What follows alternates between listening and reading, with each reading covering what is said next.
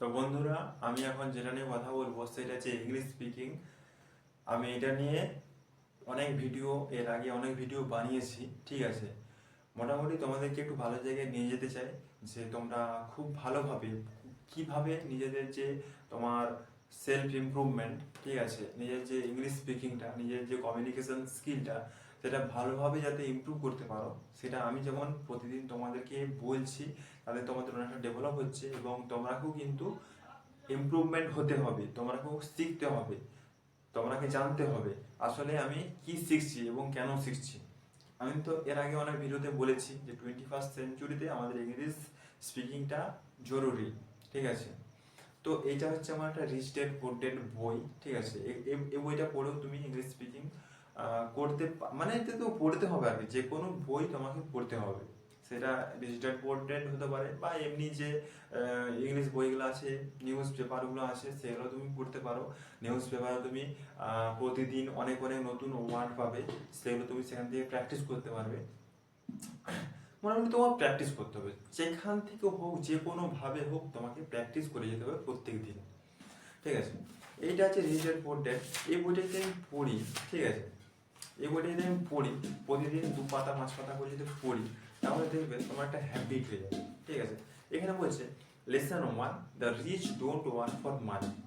মানেটা তোমাকে বুঝতে হবে, বাংলা মানেটা কি বলছে। আমি ইংরেজিটা পড়লাম, দেখবে বেশিরভাগ ছেলে কিন্তু এই মানেগুলো জানে, কিন্তু তবু তারা ইংলিশে বলতে পারে না। জানে এগুলো কিন্তু, আর যেগুলো জানে না, ঠিক আছে, মানে জানে কিন্তু অথচ বলছে, নিজেকে বলছে আমি জানি না। রিচ মানে কি? ধনী। ডোন্ট মানে করো না, বা কোনো কিছু কাজ করো না। ওয়ার্ক মানে কাজ, ফর মানে জন্য, মানি মানে টাকা। তো এখানে এই ওয়ার্ডটার মধ্যে আমি সবই জানি, তাহলে অসুবিধাটা কি? বলছে the rich don't work for money, বলছে ধনীরা টাকার জন্য কাজ করে না। এটা লেসন 1 বলা হয়েছে। তোমরা যখন এই রিচেড বোর্ডেড পড়বে না, হ্যাঁ, তখন তোমরা এটা খুব ডিপলি বুঝতে পারবে। আমি তোমাদেরকে এখন এটা বই দেখে দেখে বলছি। তোমরা যখন নিজেরা পড়বে, নিজেরা যখন কোনো কিছু কাজ করবে, সেই কাজটা তুমি অনেকটা ভালোভাবে বুঝতে পারবে। বলছে the poor and middle class work for money. বলছে পোর মানে গরিব এবং মধ্যবিত্তরা, মিডিল ক্লাস মানে মধ্যবিত্তরা, আর পোর মানে গরিব, ঠিক আছে। তো এখানে দেখো আমি প্রত্যেকটা ওয়ার্ডই কিন্তু জানি। The poor and the middle class, গরিব এবং মধ্যবিত্তরা টাকার জন্য কাজ করে। The rich have money work for them, বলে ধনীরা টাকাকে কাজে লাগায়, ঠিক আছে। টাকার জন্য ওরা কাজ করে না, টাকাকে কাজে লাগায়, ওয়ার্ক ফর দেম।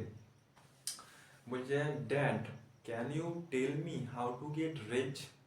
ওর বাবাকে জিজ্ঞাসা করছি, বাবা আমাকে বলবে আমি কিভাবে রিচ মানে ধনী হতে পারবো, এটা বলছে।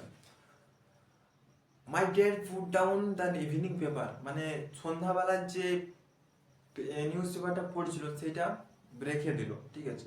Why do you want to get rich son, বলছে তুমি কেন ধনী হতে চাও আমার পুত্র। এটা ওইটা ওর বাবা জিজ্ঞাসা করেছে। যেহেতু ওর ছেলেটা জিজ্ঞাসা করেছে যে কিভাবে ধনী হওয়া যায় বাবা, তখন ওর বাবা উত্তরটা দিয়েছে, তুমি কেন ধনী হতে চাইছো, তুমি কেন ধনী হতে চাইছো, মানে যে কোনো জিনিসের পিছনে একটা রিজন আছে। তুমি বই পড়তে যাচ্ছ, কেন যাচ্ছ না, একটা একটু মাধ্যমিক পাস হলে, উচ্চ মাধ্যমিক পাস হলে, বা গ্র্যাজুয়েশন পাস হলে, ঠিক আছে, সেখানে তুমি একটা জব পাওয়ার জন্য মোটামুটি একটা রিজিন, কারণ আছে। কারণ ছাড়া তো কেউ কোনো কাজ করে না। হুম, অবশ্যই যে কোনো জিনিসের কারণ আছে। তো হোয়াই, কেন, প্রশ্ন করেছে। তখন ছেলেটা বলছে because today Jimmy's mom drop up in their new Cadillac. বলছে কারণ, বিকজ মানে আমরা সবাই জানি কারণ। টুডে জিমিস মম মানে আহ, জিমির মা drop up in their new Cadillac, মানে নিউ ক্যাডিল্যাক মানে একটা গাড়ি, সেই গাড়িতে করে তাদেরকে নিয়ে গেল, ঠিক আছে। মানে ওই রিচ ড্যাড পুয়ার ড্যাডের ছেলে তার ছেলের বন্ধুর আগে ওর মা বাবা নিয়ে গেল, কিন্তু রিচ ড্যাড পুয়ার ড্যাডের ছেলেটাকে নিয়ে গেল না, এটাই বলছে আর কি। বলছে and they are going to their beach house, বলছে তারা কোথায় গেল না, বিচ হাউসে গেল, ফর দ্য উইকেন্ড। বলছে উইকেন্ডে একটা মানে ধরো রবিবার, ঠিক আছে, ওদের শনিবার হয় বা রবিবারে হয়, মানে বেড়াতে গেল আর কি, একটু ঘুরতে গেল উইকেন্ডে। He took three he took three of his friends, বলছে তারা তিনজন মিলে সেখানে গেল, কিন্তু ওই দুজন বন্ধুকে ওরা নিল না। But Mike and I were not invited, বলছে মাইক মানে একজনের নাম, একজন বন্ধুর নাম ছিল মাইক, এবং আই মানে আমি, বলছে ওয়ার নট ইনভাইটেড, আমরা সেখানে ইনভাইটেড ছিলাম না, মানে আমাকে ডাকা হয়নি, ঠিক আছে।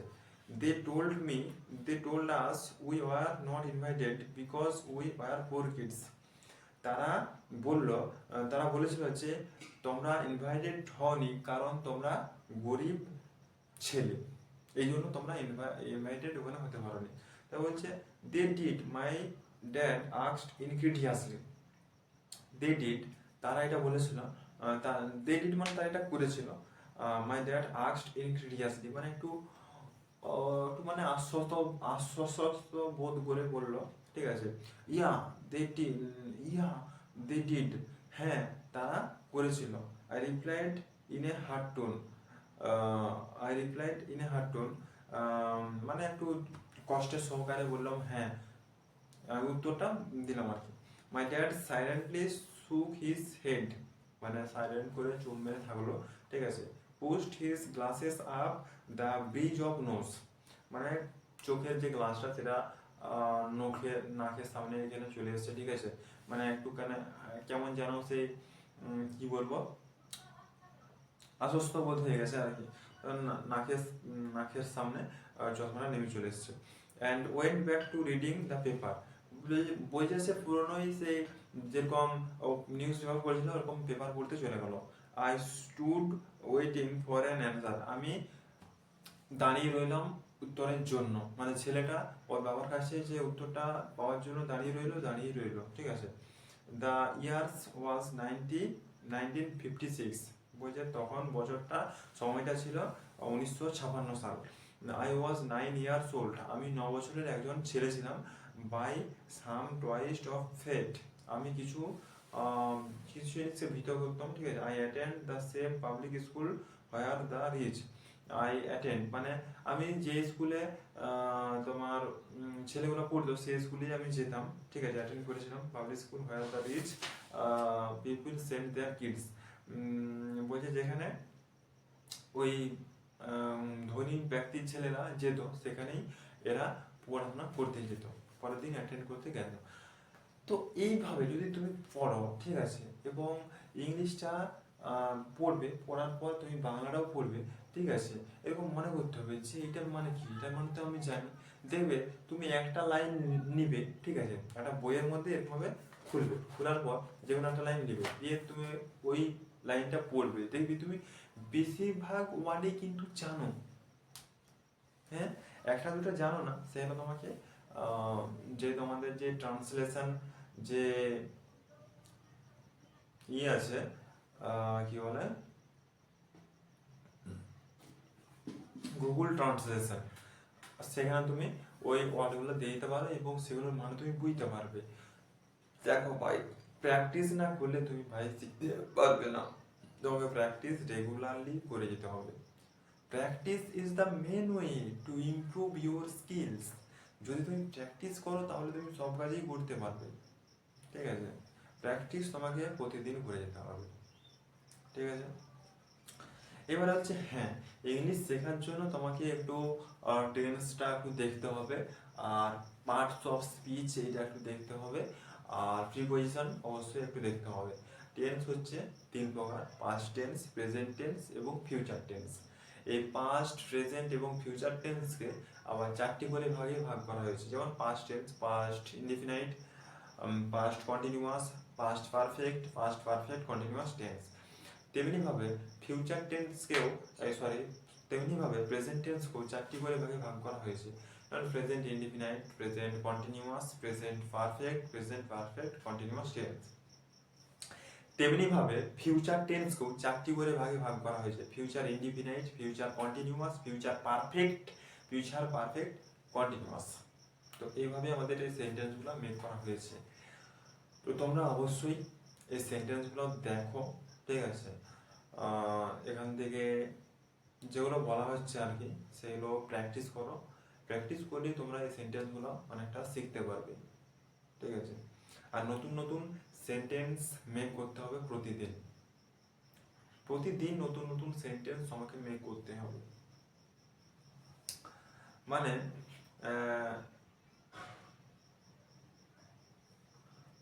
সকালে ঘুম থেকে উঠলে, ঠিক আছে, সকালে ঘুম থেকে উঠলে, ঘুম থেকে ওঠার পর তুমি কি কি কাজ সারাদিনে করেছো সেটা রাত্রেবেলায় বা যখন ঘুমাতে যাবে আর কি, তখন ওগুলো তোমাকে ইংরেজিতে লিখতে হবে।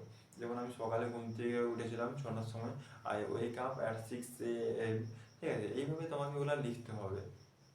আর নতুন নতুন সেন্টেন্স তুমি, এরকম অনেক সেন্টেন্স আছে যেগুলো তুমি জানো, সেগুলো তোমাকে প্র্যাকটিস করতে হবে। যেমন টেবিলের ওপর কিছু বই আছে, এটার ইংরেজি কি হবে? There are some books on the table, এরকম ভাবে বলতে হবে।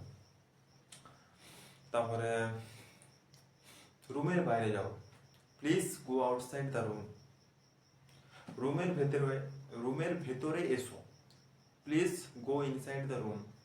এইভাবে সেন্টেন্সেস প্রতিদিন মেক করতে হবে, এবং তাহলে দেখবে তুমি অনেক কিছু সেন্টেন্সেস তুমি এখান থেকে শিখতে পারছো এবং জানতে পারছো, এবং ইংলিশ শেখার যে জার্নিটা সেটা সহজ হয়ে আসছে। তাই প্র্যাকটিস করতে থাকো প্রতিদিন, অবশ্যই তোমরা এখান থেকে অনেকটা ইমপ্রুভমেন্ট করতে পারবে। ধন্যবাদ এই ভিডিওটা দেখার জন্য। ভিডিওটি তোমাদের যদি হেল্পফুল বলে মনে হয় তবে একটা লাইক করে রাখবেন আর চ্যানেলটাকে সাবস্ক্রাইব করে দেবেন।